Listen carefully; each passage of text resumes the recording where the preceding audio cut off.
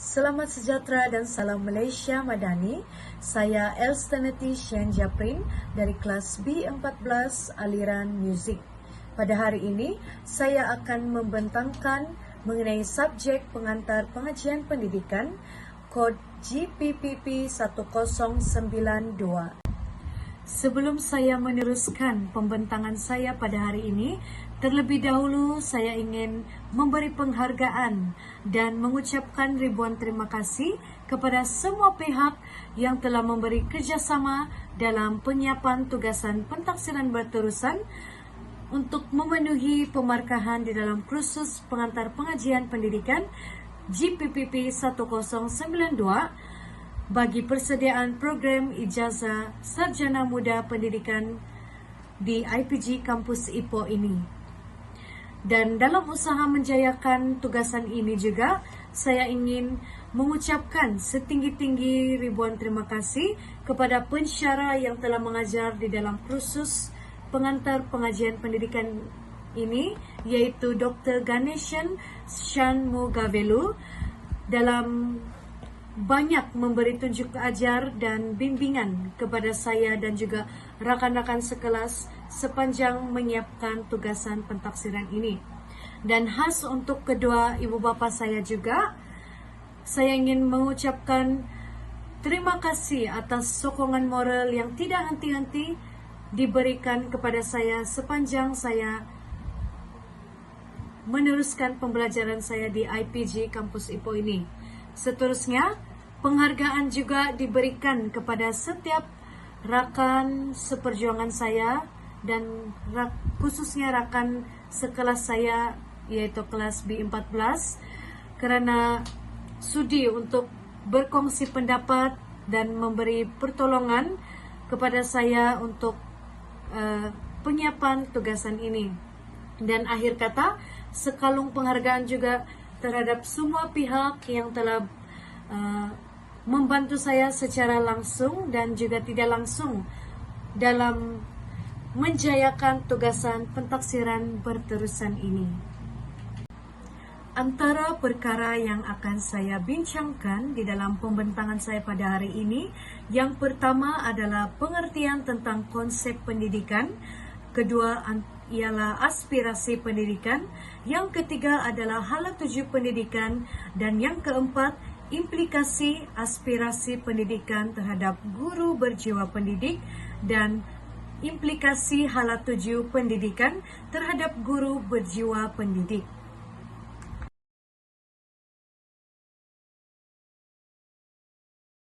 Sebelum saya memberikan penjelasan tentang pengertian konsep pendidikan ini secara lebih mendalam, saya suka untuk memberitahu apakah itu pendidikan dan dari manakah perkataan pendidikan itu berasal. Pendidikan atau education berasal daripada dua perkataan Latin, yaitu educare. Educare ini ialah latihan dan lebih dikenali sebagai educare, E-D-U-C-E-R-E, yang bermaksud didikan.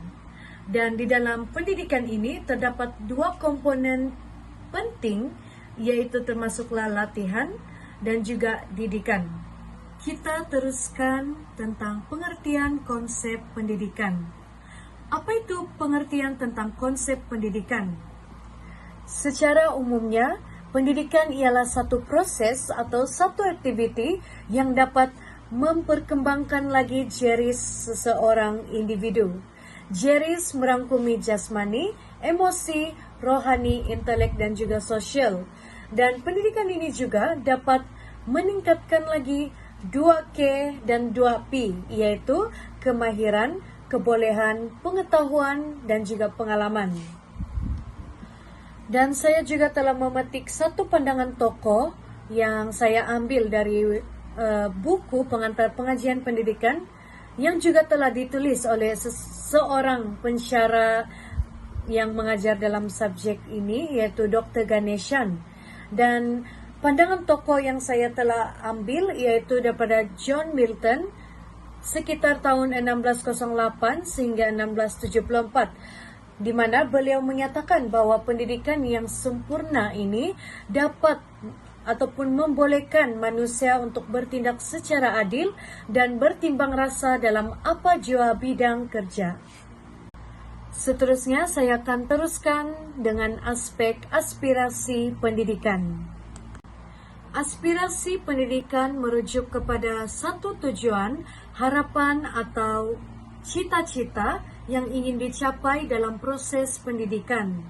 Dan aspirasi pendidikan ini juga berkait rapat dengan keinginan untuk mencipta generasi baru ataupun melahirkan generasi yang berilmu, berakhlak mulia dan mampu menyumbang kepada kemajuan negara, baik peringkat individu maupun peringkat masyarakat. Aspirasi pendidikan ini juga menggambarkan satu tujuan yang ingin direalisasikan oleh sistem pendidikan untuk memberi peluang kepada setiap individu untuk berkembang secara holistik di dalam aspek akademik, kemahiran, nilai-nilai moral dan juga potensi diri mereka.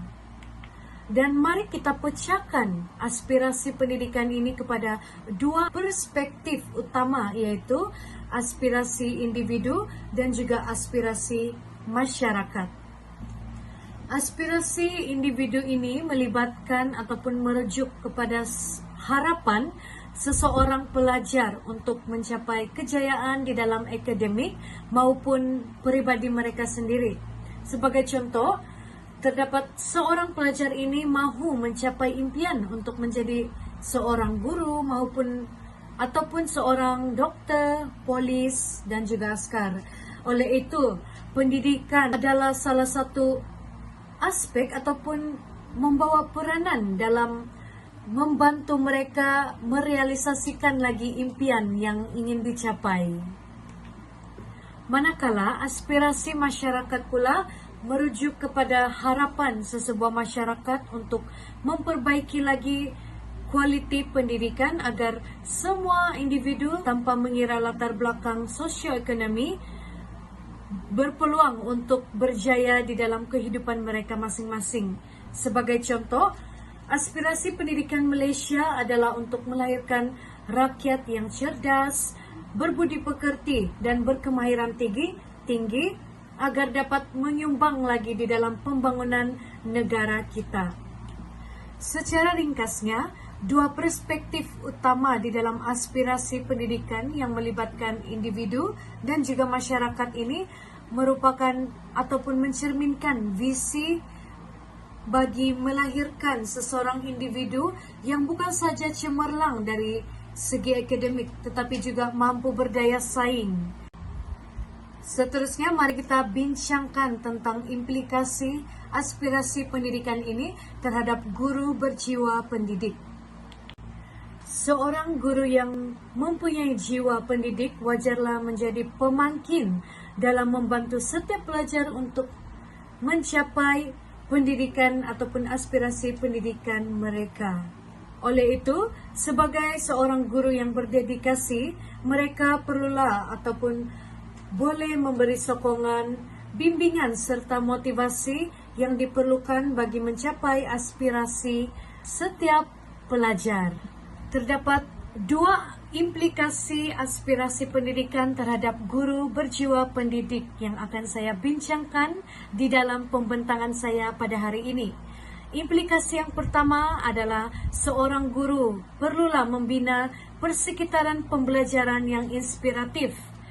Ini merujuk kepada mencipta suasana yang lebih selesa untuk membuatkan pelajar merasa dihargai, disokong dan diberi layanan secara adil.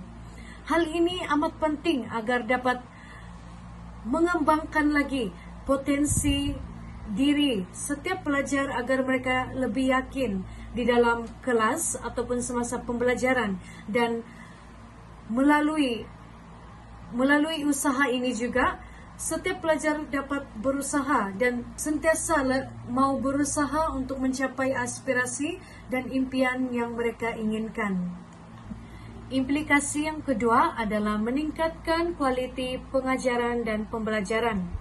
Hal ini merujuk kepada seorang guru itu perlulah sentiasa mempertingkatkan kualiti pengajaran dengan memberi pendekatan pedagogi dan teknologi pendidikan yang baharu. Usaha ini amat penting untuk menghadapi cabaran pada masa akan datang dan juga memastikan setiap pelajar dapat diberi pembelajaran secara efektif di dalam kelas. Kita telah membincangkan tentang aspek aspirasi pendidikan dan implikasi aspirasi pendidikan itu terhadap guru berjiwa pendidik. Dan sekarang, mari kita bincangkan lagi tentang apakah itu hala 7 pendidikan.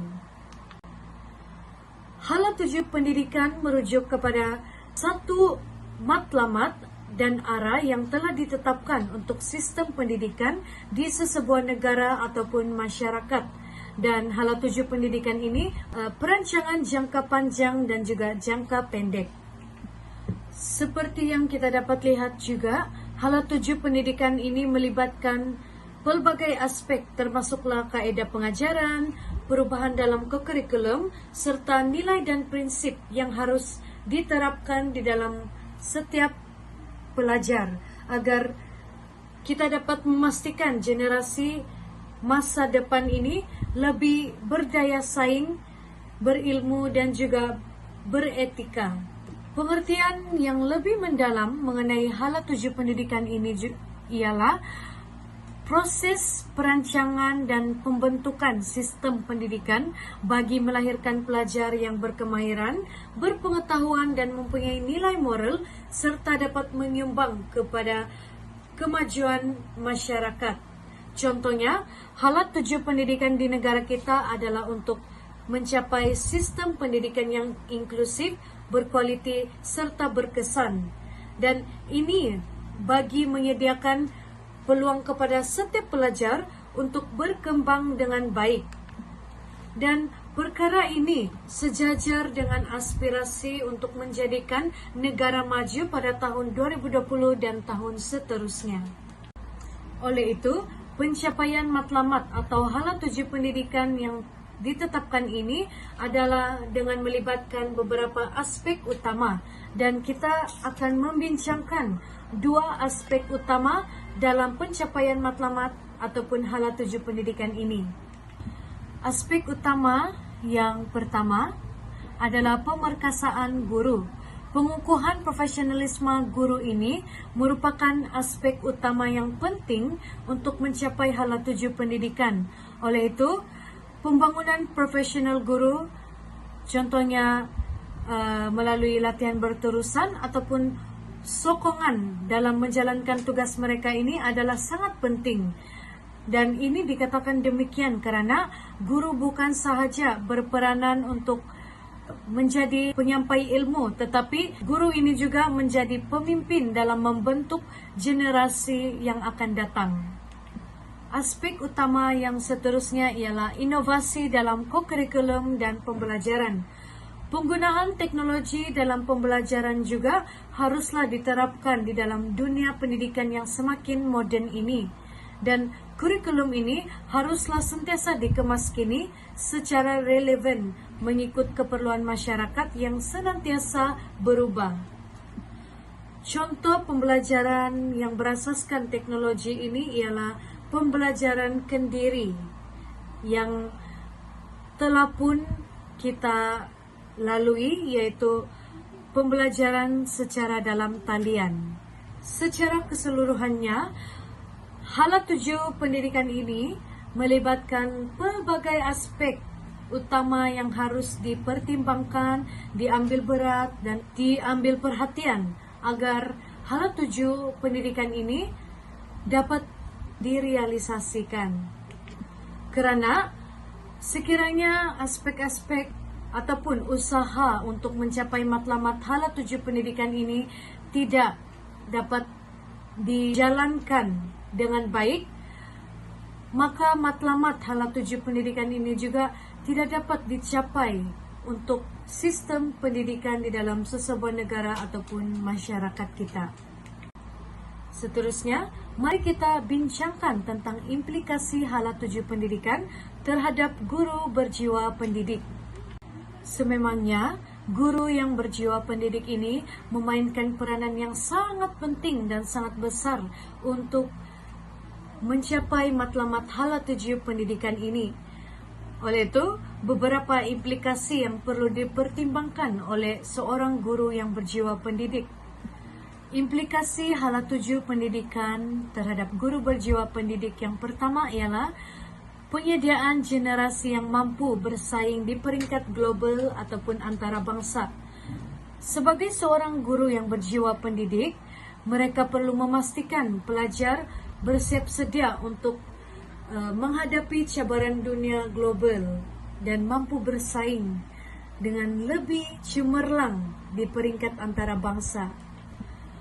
Penyediaan untuk melahirkan generasi yang mampu berdaya saing ini termasuklah memberi galakan kepada pelajar untuk agar mereka dapat lebih berfikiran kreatif, kritis dan juga inovatif. Implikasi yang kedua adalah mengadaptasi kaedah pembelajaran ataupun pengajaran yang lebih fleksibel dan kreatif. Pendidik ataupun seorang guru perlu menyesuaikan kaedah pengajaran mereka mengikut keperluan ataupun perkembangan semasa pelajar.